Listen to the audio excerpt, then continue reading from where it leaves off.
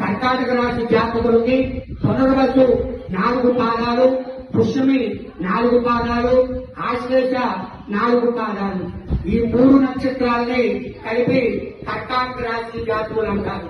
మరి కర్కాటక రాశి జాతకులకి ఆదాయం 8 వంతులుగా ఉంటే వ్యయం 2 వంతులుగా, ఖర్చు అనేది 2 భాగాలుగా ఉంటుంది.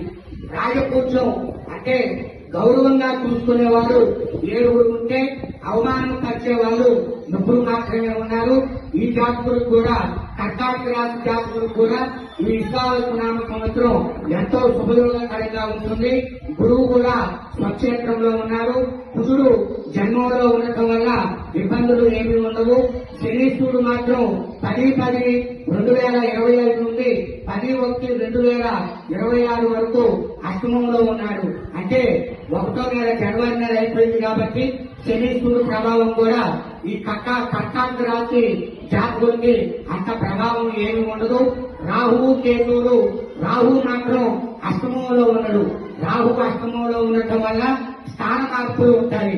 అంటే బయట ప్రదేశాలకు వెళ్ళటం కానీ, ప్రయాణాలు ఎక్కువ చేయటం కానీ ఈ కర్కాటక